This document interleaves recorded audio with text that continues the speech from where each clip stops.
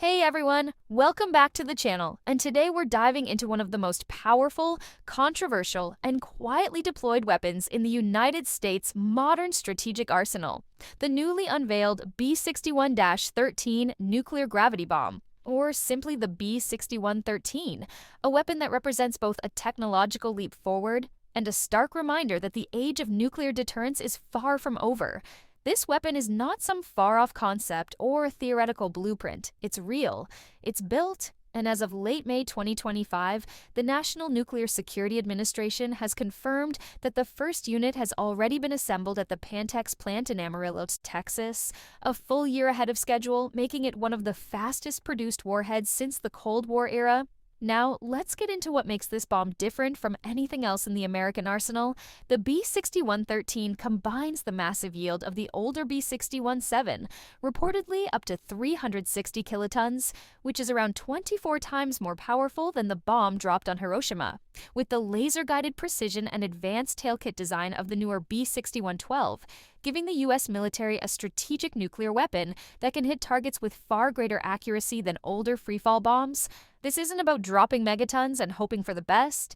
This is about controlled, high-yield strikes against hardened, deeply buried targets like command bunkers, missile storage sites, and fortified military infrastructure, especially the kinds being rapidly built up in countries like China, Russia, and even North Korea. What's different now is that the B61-13 is specifically designed to be carried only by heavy strategic bombers, such as the B-2 Spirit and eventually the B-21 Raider, making it less dependent on forward-deployed fighters and giving it global reach directly from the continental United States, all while keeping operations stealthy and survivable. And despite its immense destructive power, the Department of Defense is keeping the total number of deployed warheads the same by replacing a portion of the planned B61-12 inventory with B61-13s, meaning the United States stays within its stockpile limits, while still gaining new options for deterrence.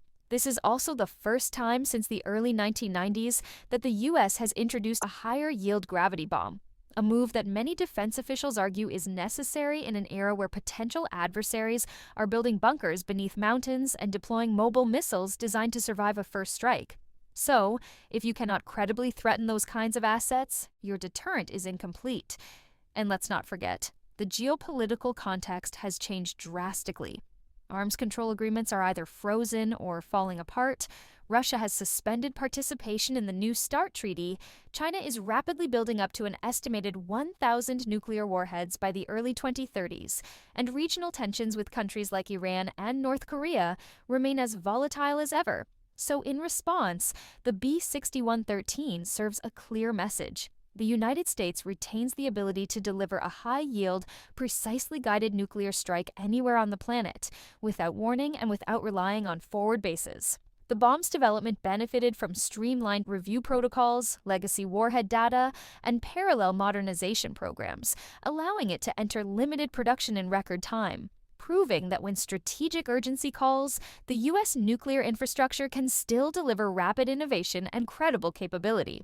But of course, with every new nuclear weapon comes ethical and policy questions. Critics argue that a bomb with this level of precision and flexibility might make the idea of using a nuclear weapon in conflict more thinkable, while supporters claim it's exactly this kind of precision that makes nuclear war less likely, because it gives decision-makers a broader range of proportional responses without relying on apocalyptic all-out retaliation. So the debate continues. Is the B61-13 a step towards stability or a sign of increased danger? Is it restoring credible deterrence or lowering the nuclear threshold? Let me know what you think in the comments. Hit that like button if you appreciate long-form breakdowns on real-world defense systems. And don't forget to subscribe so you stay in the loop on these evolving global power shifts. Thanks for watching, and as always, stay informed and stay sharp.